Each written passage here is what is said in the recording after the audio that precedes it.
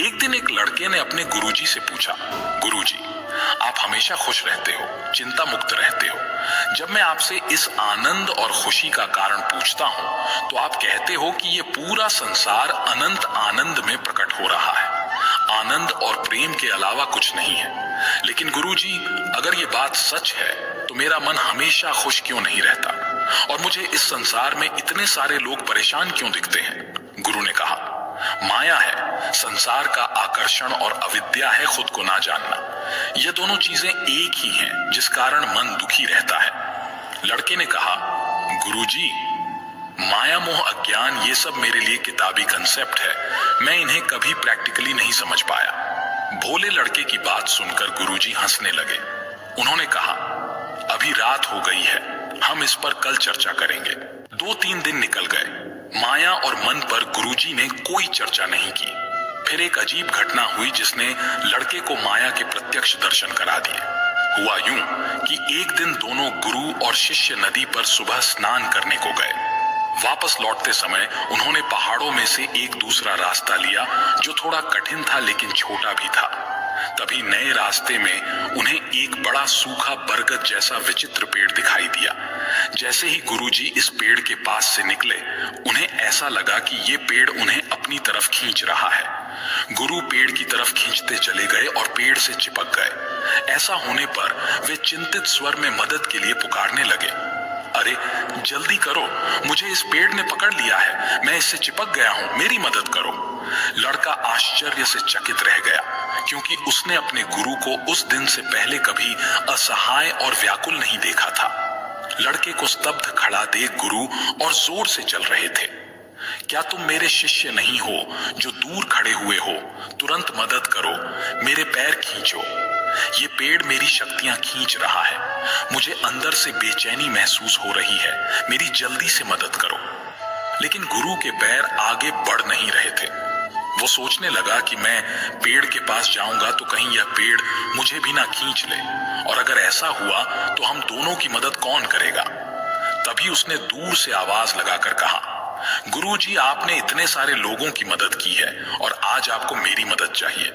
गुरु ने कहा, तुम जल्दी से मेरे पैर को पकड़ो और मुझे इस पेड़ से अलग करो। गुरु के स्वर में गंभीरता थी।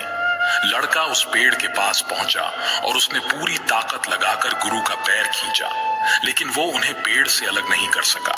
गुरु ने फिर कहा, मेरा शरीर इस पेड़ के तने में धंस रहा है, मेरी मांसपेशियों में ताकत नहीं बची, मैं बहुत बेचैन हो रहा हूं, मेरी मदद करो। ये सुनकर लड़का अचानक रुक गया। उसने गहरी सांस ली और सोच कर बोला, गुरुजी, ये कैसे संभव है? पेड़ के तने में वो ताकत नहीं जो ये आपको पकड़ सके। आपने ही तो अपने हाथों से पेड़ को जकड़ रखा है, फिर आप मुझसे क्यों मदद मांग रहे हो? लड़के की बात सुनकर गुरु हंसने लगे और उन्होंने तत्काल पेड़ छोड़ दिया और लड़के से बोले, यही माया है, हम मन को कभी छोड़ते ही नहीं। फिर कहते हैं कि मन हमें परेशान करता है, गलत बात पर विश्वास करना ही माया है। लड़के ने पूछा, गुरुजी, जब हम जानते हैं कि मन हमें परेशान करता है तो फिर हम मन को क्यों नहीं छोड़ पाते? गुरु ने कहा, क्योंकि हम बाहरी सुखों के द्वारा खुद को संतुष्ट रखना चाहते हैं, इसलिए कई इच्छाओं को पकड़े रहते हैं। इच्छाओं को पकड़ना ही मन को पकड़ना है और मन को पकड़ना ही माया है। इसी माया के कारण हमें लगता है कि हम कमजोर हैं, फंसे हुए हैं, बल्कि ऐसा है नहीं। हम हमेशा मन से ताकतवर हैं, मन के स्वामी हैं, क्योंकि हम जब चाहे तब मन से ध्यान हटाकर मन को शांत कर सकते हैं। इससे हमें यह भी पता चलता है कि मन हमसे है, हम मन से नहीं। पर इच्छाओं के पीछे भागते भागते हम यह बात भूल जाते हैं और कमजोर महसूस करते हैं। यही माया है। लड़के ने पूछा, हम भूलना बंद कैसे करेंगे? मन से दूरी कैसे बनाएंगे?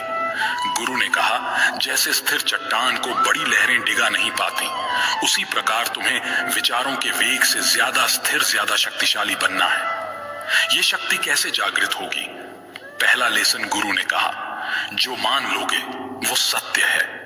अभी तक तुम झूठी बातों पर विश्वास करते आ रहे हो कि मन है और मुझे परेशान करता है, इसलिए मन के सामने कमजोर भी महसूस करते हो। अब से हर दिन हर पल बार बार स्वयं को याद दिलाओ, बार बार महसूस करो कि जहां मैं ध्यान देता हूं वहीं मन जाता है। मैं सांस पर ध्यान देता हूं तो मन शांत हो जाता है, यानी मैं मन का स्वामी हूं और मन मेरा सेवक है। मन से ताकतवर बनने के लिए, हमेशा प्रसन्न रहने के लिए दूसरा लेसन, शिकायतों से दूर रहो। गुरु ने कहा, ये संसार केवल तुम्हारे मन का प्रोजेक्शन है और यह मन की आदत है कि वो खुद की कमियों को, खुद की चिंताओं को संसार में देखता है। तुम चिंता और परेशानी पर ध्यान लगाओगे तो उतना ही वे तुम पर हावी होती जाएंगी। तुम्हें हर जगह और लोगों में भी दिखेंगी। इसलिए बड़े से बड़े आध्यात्मिक व्यक्ति भी संसार की परेशानियां देखकर कंफ्यूज रहते हैं। वो यह कभी स्वीकार नहीं पाते कि वो अपने मन की कमियां बाहर देख रहे हैं और इसी कारण वो अपने ध्यान में कभी तरक्की नहीं कर पाते। इसलिए जब शिकायत हो तो उसे धन्यवाद करो और खुद को याद दिलाओ कि ये मन है जो शिकायत करता है, ये मन है जो दुखी रहता है और मैं केवल मन को देखता हूं। इस सच को महसूस करो। इस सच को महसूस करने से मन और तुम्हारे बीच में दूरी प्रकट होगी और तुम्हें शांति महसूस होगी। तीसरा लेसन है ज्ञान और अज्ञान। गुरु ने कहा, तुम जानते हो कि जब मन शांत होता है तो सब कुछ अच्छा लगता है, अंदर से आनंद और खुशी महसूस होती है। ज्ञान का मतलब ये जानना है कि पूरे ब्रह्मांड में आनंद का केवल एक ही सोर्स है और वो तुम खुद हो। बाहरी चीजों में कोई रस नहीं, तुम्हारा ही आनंद है जो बाहर रिफ्लेक्ट होता है। जिस पल तुम्हें ये स्वयं के अनुभव से साक्षात्कार होगा, उस पल मन भटकना छोड़ देगा और तुम्हें अपने आप ही वैराग्य प्राप्त होगा। इसके बाद तुम केवल बाहर ड्यूटी करोगे लेकिन अंदर हमेशा शांत अवस्था में रहोगे। गुरु ने कहा, इस शांति को पाने के लिए मन से नॉन अटैचमेंट का अभ्यास करो। हमेशा याद रखो कि मेरा असली स्वरूप आनंद और शांति है। मन मुझे नहीं बल्कि मुझ में प्रकट हो रहा है। मैं सब कुछ शांति में देख रहा हूं। मैं कभी रिएक्ट नहीं करता, यानी जो मन से परेशान होता है, मन की शिकायत करता है, वो भी मन ही है। मैं हमेशा शांत हूं, केवल सब कुछ देख रहा हूं। इस तरह इस बात को याद करके हमेशा प्रेजेंट मूवमेंट में बने रहो। ये प्रेजेंट मूवमेंट असीम अनंत शांति है। यहाँ पर कोई रिएक्शन नहीं, केवल एक्शन होता है। इस तरह तुम मन में कभी उलझ नहीं पाओगे और सीधे लक्ष्य की तरफ बढ़ते जाओगे। सबसे पहले जो मान लोगे वही सत्य है। गलत आइडियाज जो हम पकड़े रहते हैं वही माया है। हम झूठी बातों पर विश्वास करते हैं कि मन मुझे परेशान करता है, इसीलिए हम मन के सामने कमजोर पड़ जाते हैं। इसलिए खुद को बार बार याद दिलाओ कि मैं जहां ध्यान देता हूं वहीं मन जाता है। मैं मन का स्वामी हूं और मन मेरा सेवक है। तो दूसरी बात, शिकायतों से दूर रहो। संसार हमारे मन का प्रोजेक्शन है। ये मन की आदत है कि वो अपनी कमियों और कंफ्यूजन को संसार में देखता है। तीसरी बात, मन के प्रति नॉन अटैचमेंट। खुद को ये बार बार याद दिलाओ और अपने अनुभव से महसूस करो कि मेरा असली स्वरूप आनंद और शांति है। मन मुझे नहीं, मुझ में प्रकट हो रहा है। मैं सब कुछ शांति में देख रहा हूं। मैं कभी रिएक्ट नहीं करता, यानी जो मन से परेशान होता है, मन की शिकायत करता है, वो भी मन ही है। मैं हमेशा शांत हूं, सब कुछ देख रहा हूं। इस प्रकार मन के प्रति नॉन अटैचमेंट या वैराग्य विकसित होता है और हमको वो शांति महसूस होती है जहां पर एक्शन है, रिएक्शन नहीं। दोस्तों, हम लोग एक बार में फोकस गहरा करने की उम्मीद करते हैं, इसलिए परेशान होते हैं। अगर हमें सच में ध्यान या फोकस गहरा करना है तो हमें मेडिटेशन को समझना होगा, जिससे हम यह समझ पाएंगे कि जब मन फोकस करना शुरू करता है तो हर स्टेज में क्या दिक्कतें आती हैं और आप इन्हें अभ्यास से कैसे पार करते हो। गुरु ने कहा, ठीक है, तुम काम करते समय काम के अलावा कुछ और नहीं सोचोगे। दूसरी शर्त है, मुझे इस बारे में कोई सवाल नहीं करोगे। कुछ पूछना होगा तो मैं तुमसे आकर पूछूंगा। गुरुजी की एक विचित्र बात थी, वे हर किसी को अलग अलग तरह से शिक्षा देते। किसी को अकेले में ध्यान करने के लिए कहते तो किसी को मौन रहने के लिए, किसी को एक ही किताब बार बार पढ़ने के लिए कहते तो किसी को एक ही काम बार बार करने के लिए कहते।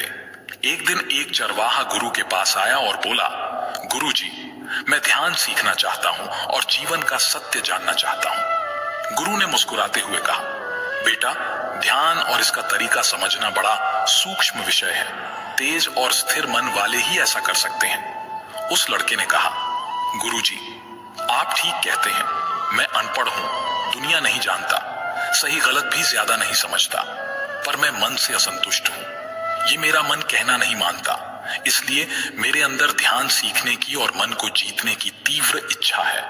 गुरु ने कहा, अगर तुम सच जानना चाहते हो तो तुम्हें सब कुछ दांव पर लगाना होगा। गुरु गंभीर हो गए और बोले, एक बात याद रखना बच्चे, जीवन लगा भी दिया तो भी इस बात का कोई भरोसा नहीं कि तुम्हें इस जीवन में ज्ञान हो ही जाएगा। नौजवान थोड़ा हिचकिचाया, फिर उसने कहा, गुरुजी मैं वापस लौटने के लिए नहीं आया था। आप जो कहेंगे वही मेरे लिए पत्थर की लकीर है। मैं आपकी हर बात मानूंगा। गुरु ने कहा, ठीक है, एक काम करो, इस आश्रम में 1000 शिष्य हैं। यहाँ हर दिन भोजन की सामग्री में दूध लगता है। आज से मवेशियों को पालने से लेकर दूध निकालने तक सारी जिम्मेदारी तुम्हारी है, लेकिन मेरी 2 शर्तें हैं। पहली शर्त, कुछ और नहीं सोचोगे काम करते समय। जो तुम काम कर रहे हो उस काम के अलावा तुम कुछ और नहीं सोचोगे। दूसरी शर्त, दोबारा मेरे पास मत आना और किसी सवाल का जवाब मत पूछना। आखिर में गुरु ने कहा, जब समय आएगा तब मैं ही तुम्हारे पास आऊंगा। लड़के को आश्चर्य हुआ, पर भोलेपन में उसने दोनों शर्तें स्वीकार कर लीं और काम करने लगा। जब भी काम करते समय उसके मन में कोई विचार आता तो वो सतर्क हो जाता। कभी कभी विचार नहीं रुकते तो वो रुक कर बैठ जाता और अकेला बैठा रहता। न किसी से कुछ बोलता, न कुछ और करता। सबको बहुत अजीब लगता, लेकिन लड़का गुरु की शर्तों को निभाता रहा। समय अपनी रफ्तार से चलता रहा और देखते ही देखते 10 साल बीत गए। गुरु को छोड़कर आश्रम के सब लोगों को लगता कि ये नौजवान गूंगा है, लेकिन अब जल्दी ही सब कुछ बदलने वाला था। एक दिन गुरु ने घोषणा की कि मेरा आखिरी समय आ रहा है और मुझे अपना उत्तराधिकारी चुनना है, जो मेरे बाद इस आश्रम के शिष्यों को गाइड कर सके। इसलिए मेरा कोई भी शिष्य जिसे लगता है कि मैंने ध्यान को जान लिया है, वो अपने जीवन की सीख एक कागज पर 2 पंक्तियों में लिखे और इस पेटी में डाल दे। जो ध्यान के सार को 2 पंक्तियों में लिखेगा वही इस आश्रम का उत्तराधिकारी होगा। इस घोषणा के बाद शिष्य आपस में विचार विमर्श करने लगे कि गुरु की फाइनल टीचिंग क्या है। ये चर्चा भी होने लगी कि गुरु ने जो सिखाया है उसे 2 लाइन में कैसे लिखें। ऐसी कौन सी 2 लाइन्स लिखें जिसमें पूरे ध्यान और तत्व का सार हो और वो सबसे बेहतर भी हो। ये सारी चर्चाएं चलती रहीं। कई शिष्यों ने पर्चियां डाली। 2 दिन बाद गुरु एक एक करके सबकी पर्ची वापस करने लगे, क्योंकि किसी ने भी सही जवाब नहीं दिया था। आखिर में एक पर्ची थी जिस पर लिखा था कि मन दर्पण है, विचार धूल है, दर्पण साफ रखो, यही ध्यान है। यह पढ़कर गुरु ने सबसे मेधावी शिष्य को बुलाया और उससे कहा, मैं जानता हूं कि यह तुमने लिखा है, लेकिन यह भी सच नहीं है। गुरु की बातें सुनकर सब हैरान रह गए और सबने पूछा, गुरुजी, फिर सच क्या है? गुरु ने कहा, चलो मेरे साथ, एक शिष्य है जो जवाब दे सकता है। आश्रम के 1000 शिष्य गुरु के पीछे चल पड़े। सब चलते हुए उसी लड़के के पास पहुंचे जो मवेशियों को घास खिला रहा था। गुरु ने चरवाहे से पूछा, बताओ, तुम्हारे हिसाब से सत्य क्या है? मैंने तुम्हें 10 सालों में क्या सिखाया है? सब शिष्यों को बहुत आश्चर्य हुआ, क्योंकि सब उसे अनपढ़ और गंवार समझते थे। आज तक किसी ने उसे ध्यान करते या कुछ पढ़ते हुए नहीं देखा था। चरवाहे ने कहा, गुरुजी, मैं ज्यादा कुछ नहीं समझता, पर जो अनुभव मैंने जाना है वो ये है कि ना मन का दर्पण है, ना विचारों की धूल है। जो ये जान गया वो उस रोशनी को पा गया। गुरु ने पूछा, ये तुमने कैसे जाना? ना तो तुमने कोई विशेष अध्ययन किया, ना ही तुमने कोई विशेष प्रक्रिया की, और ना ही तुमने कोई विशेष अभ्यास किया। फिर तुमने इस ज्ञान को कैसे प्राप्त किया? चरवाहे ने कहा, गुरुजी, 10 साल पहले आपने मेरे सामने शर्त रखी थी कि जब काम करना तो उसको छोड़कर कुछ और मत सोचना। शुरू में मैंने प्रयास किया तो मुझसे काम नहीं होता था, क्योंकि ना चाहते हुए भी बहुत से विचार आते थे मन में। कई प्रकार के सवाल वाल उठते थे। कई बार वेग इतना बढ़ जाता था, मैं विचारों को इग्नोर नहीं कर पाता तो मैं रुक कर बैठ जाता और विचारों के जाने का इंतजार करता, लेकिन इंतजार करने से मन शांत नहीं होता। तो फिर मैं विचारों के बारे में ही सोचने लगा कि विचार क्या है, कहां से आते हैं। मैंने इन्हें ही देखना शुरू कर दिया कि ये विचार क्यों आते हैं और आकर कहां चले जाते हैं। जैसे ही मैंने अपने विचारों को पूर्ण ईमानदारी से देखना शुरू किया, जैसे ही मैंने अपने विचारों में इंटरेस्ट लेना शुरू किया, वैसे ही धीरे धीरे मेरा मन शांत रहने लगा। जब भी मुझे विचार आते तो मैं सतर्क हो जाता, विचारों को देखता, विचार जल्दी ही खत्म हो जाते और मैं काम पर वापस लौट आता। फिर एक ऐसा समय आया जहां मेरे सारे विचार शून्य हो गए और मैं कई समय तक इसी विचार शून्य स्थिति में, इसी आनंद में बना रहा और यहीं मुझे सारा ज्ञान प्राप्त हुआ। शिष्य की बातें सुनकर गुरु बहुत खुश हुए। तभी चरवाहे ने कहा, गुरुजी, लेकिन इससे भी ज्यादा महत्वपूर्ण आपकी दूसरी शर्त थी कि आपने मुझे सवाल पूछने से मना कर दिया। अगर ये शर्त ना होती तो मुश्किल आने पर मैं इस अभ्यास को छोड़ देता और कुछ और जानने की या करने की कोशिश करता और मन के जाल में फंसा रहता। मैंने कभी ये जाना ही नहीं कि अपने अभ्यास पर डाउट करना केवल एक विचार है, दूसरा सॉल्यूशन ढूंढना भी मन का ही विचार है। ये भी आएगा और चला जाएगा। आपकी दूसरी शर्त ने मुझे पहली शर्त पर टिकाए रखा। जब मैंने दृढ़ निश्चय किया कि मुझे मात्र यही काम करना है, तो मन दोबारा फिर मुझ पर हावी नहीं हो पाया। चरवाहे ने अपनी कहानी खत्म की। गुरु शांति से सबके चेहरे देखते रहे। जिन्हें कुछ समझ आया उन्होंने चरवाहे को नमस्कार किया, जिन्हें कुछ समझ नहीं आया उन्होंने भी नकली नमस्कार किया और सब अपने कमरों में चले गए। दिन खत्म हुआ, आधी रात हुई। गुरु ने चरवाहे को जगाया और गंभीर स्वर में कहा, बेटे, ये लो मेरी छड़ी और मेरी शॉल। ये प्रतीक है कि तुम ही मेरे सच्चे उत्तराधिकारी हो, परंतु तुम अभी के अभी आश्रम छोड़कर चले जाओ, क्योंकि इस आश्रम में बहुत सारे विद्वान शिष्य हैं जो खुद को तुमसे श्रेष्ठ मानते हैं और मेरे जाने के बाद वो तुम्हें शांति से जीने नहीं देंगे, क्योंकि वे इस बात को बर्दाश्त नहीं कर पाएंगे कि वे अभी तक मन के जाल में फंसे हुए हैं और एक साधारण सा चरवाहा केवल 2 शर्तों को मानकर आत्मज्ञान को पा गया।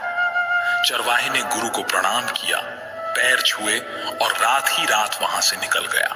दोस्तों, मन क्या है? जैसे प्रकाश की अनुपस्थिति को अंधेरा कहते हैं, यानी अंधेरे का अपना कोई अस्तित्व नहीं है, वैसे ही मन का अपना कोई अस्तित्व नहीं। हम ध्यान के ना होने को, प्रेजेंट में ना रहने को मन कहते हैं, यानी प्रेजेंट मूवमेंट में ना रहना ही मन है। प्रेजेंट मूवमेंट में ना रहना ही विचार है। मन के विचार कैसे शांत होंगे? मन को इग्नोर मत करो। अगर आप विचारों को इग्नोर करोगे, इनके खत्म होने का इंतजार करोगे या इन्हें दबाने की कोशिश करोगे, तो विचार कभी खत्म नहीं होंगे, क्योंकि कोशिश और इंतजार दोनों आपको प्रेजेंट मोमेंट से दूर ले जाएंगे।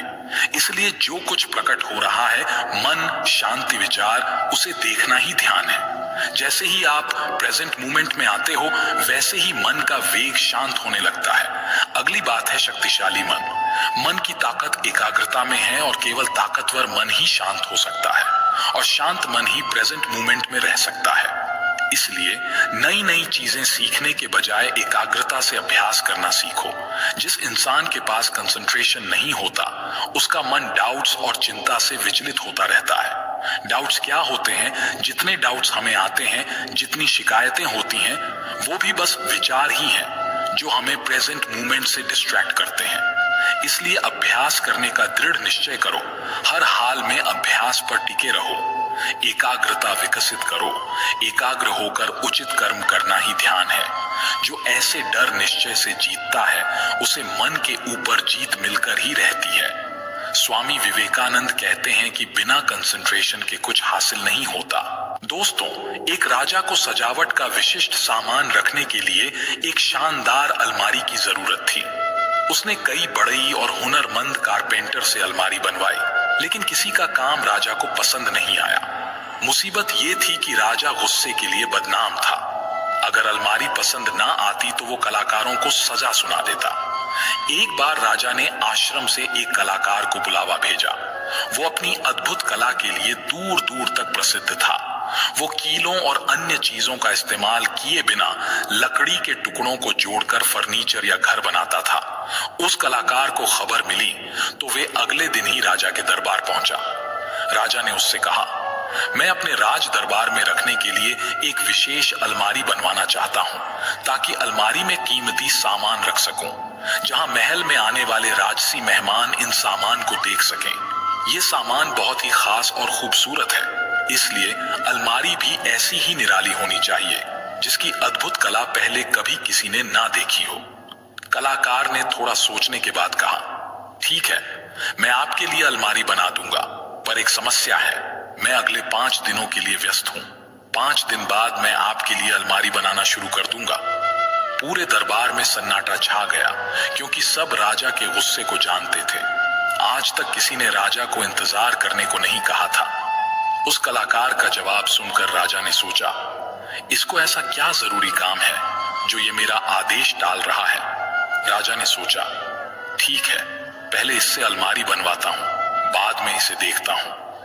राजा ने उस कलाकार को जाने दिया, फिर तत्काल उसके पीछे एक गुप्तचर भी भेज दिया, ताकि पता चल सके कि वो 5 दिन कौन सा जरूरी काम करने वाला है। पहले दिन राजा के गुप्तचर ने देखा कि कलाकार आश्रम में बिना कुछ किए शांति से ध्यान में बैठा रहा। दूसरे दिन से लेकर 5वें दिन तक उसका यही हाल था। वो पूरे दिन शांति से एक जगह आंख बंद किए बैठा रहता। गुप्तचर ने राजा को सारी बात बताई तो राजा का क्रोध और बढ़ गया, लेकिन वो ये सोचकर शांत रहा कि अभी सजा दूंगा तो सबकी सहानुभूति कलाकार के साथ रहेगी। 5 दिन बाद वो कलाकार राजा के पास आया और जरूरी सामान लेकर अलमारी बनाने में जुट गया, और दिन रात एक करके 10 दिन का काम केवल 30 दिनों में पूरा कर दिया। जब उसने अलमारी राजा के सामने प्रस्तुत की तो राजा समेत सभी लोग अलमारी देखते रह गए। ऐसी अलमारी अभी तक किसी ने नहीं बनाई थी। बनावट और डिजाइन अद्भुत थी, नक्काशी जटिल और आकर्षक थी। बिना किसी जोड़ के ये अलमारी सालों साल चलने वाली थी। अलमारी को देखकर राज का गुस्सा छूमंतर हो गया।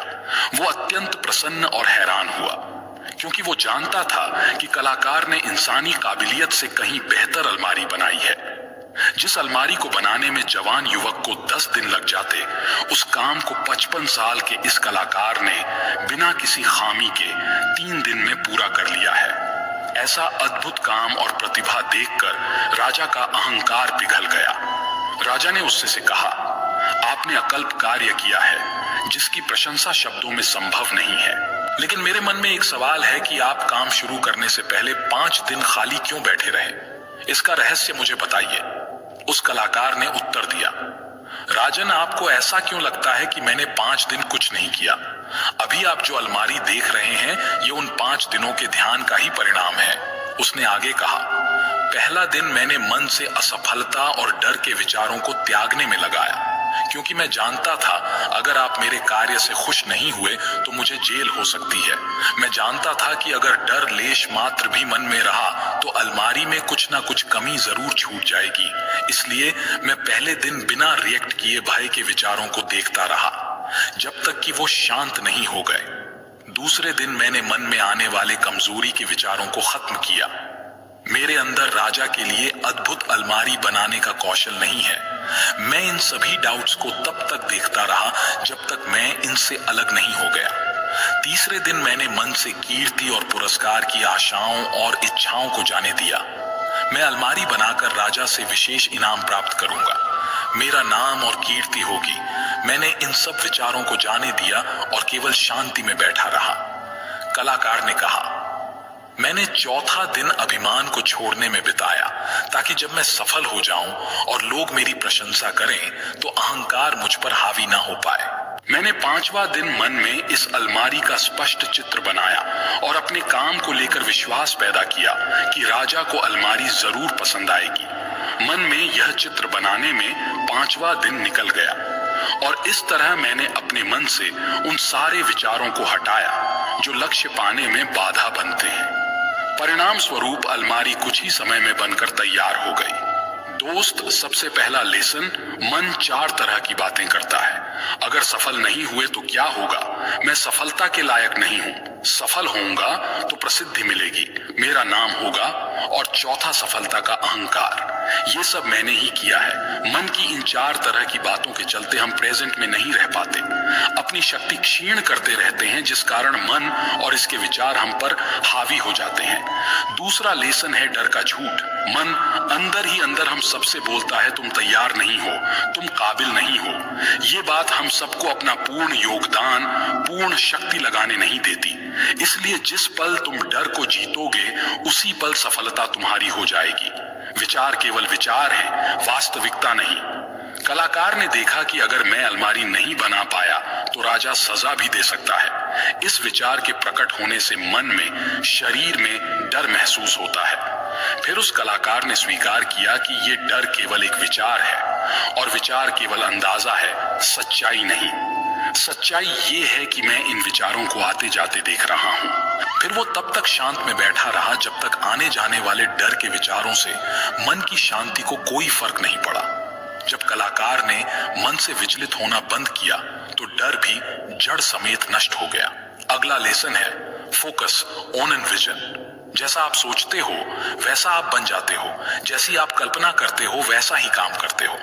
जब मन में लक्ष्य स्पष्ट होता है और डर या अन्य विचार नहीं होते तो सफलता निश्चित प्राप्त होती है। इसीलिए मन में सतत लक्ष्य का स्पष्ट चित्र देखो। दोस्तों, सफल लोगों की खासियत होती है कि वो दर्द और उसकी नेगेटिविटी को खुद पर हावी नहीं होने देते। मन ही सब कुछ है, आप जो सोचते हैं वही बनते हैं। इसलिए आपका सबसे बड़ा दुश्मन भी आपको उतना नुकसान नहीं पहुंचा सकता जितना आपके अनियंत्रित विचार आपका अहित कर सकते हैं। विचार से लेकर भाग्य तक अपने अंदर ध्यान से देखें। हमारे अंदर चल रहे विचार ही शब्द बनते हैं और शब्द कर्म के रूप में प्रकट होते हैं। बार बार दोहराने पर कर्म बर्ताव में बदलता है और समय के साथ बर्ताव चरित्र में परिणत हो जाता है और चरित्र ही भाग्य में बदलता है। इसलिए विचारों के प्रति अलर्ट रहना अति आवश्यक है। दूसरी बात, कमजोरी हमेशा छोटे विचार से शुरू होती है।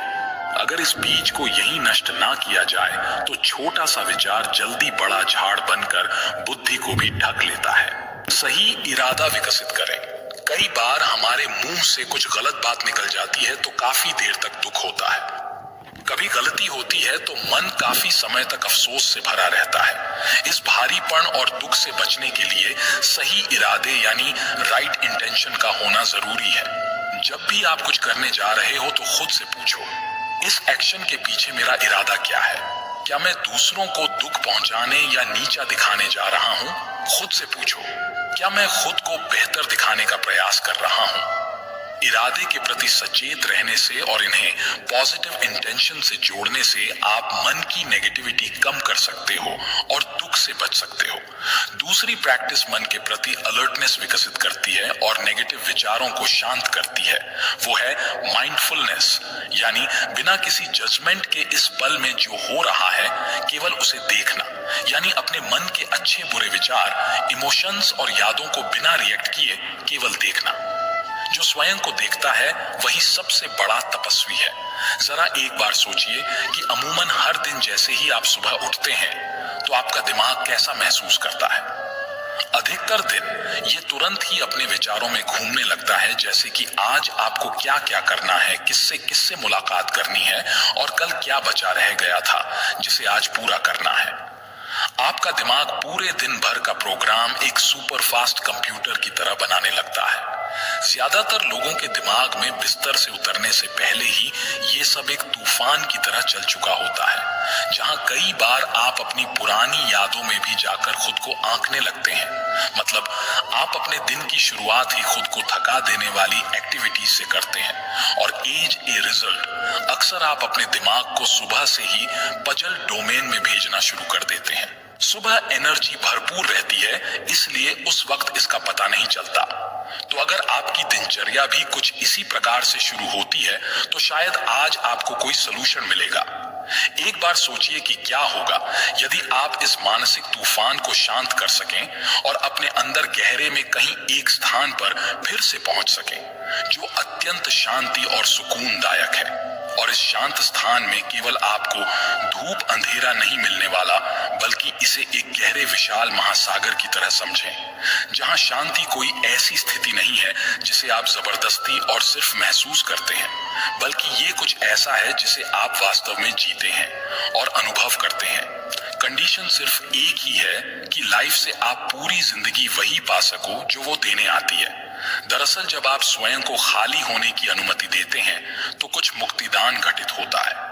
अब आप हर दिन पहनने वाले अलग अलग मुखौट को छोड़ना शुरू कर देते हैं। मेडिटेशन आपको कुछ पल के लिए ही सही उस स्थिति में पहुंचा देता है जहां अतीत और भविष्य के बारे में आपकी सारी चिंताएं दूर होकर आप केवल वर्तमान में जी रहे होते हैं। इस खाली जगह में आपको एक प्रकार की स्पष्टता मिलती है जो तब आना वास्तव में कठिन होता है जब आपका दिमाग शोरगुल वाले विचारों से भरा होता है। वास्तव में ये खालीपन बनता ही इसीलिए है ताकि वास्तविक ज्ञान इसी जगह में अपनी पैठ बना सके। एक बार आप इसकी प्रैक्टिस करना शुरू करते हैं, फिर आपको भावनात्मक और मानसिक रूप से जो लाभ मिलता है वो वास्तव में आश्चर्यजनक है।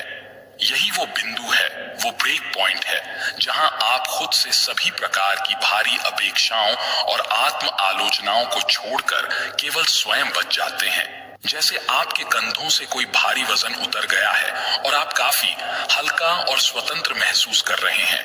ये खालीपन महज एक छोटा सा विराम नहीं होता, ये आपके जीने और हर एक पल का आनंद लेने के तरीके में एक बहुत बड़ा बदलाव कर देता है। ये किसी भी चीज की कमी के बारे में नहीं है, बल्कि ये वास्तव में पहले से उपलब्ध सहज समृद्धि जो आपकी अत्यधिक व्यस्तता से उपजे विचारों के जाल के नीचे छिप गई है। इस प्रोसेस में आप अपनी कुछ गहरी धारणाओं के बारे में भी स्पष्टता प्राप्त करते हैं।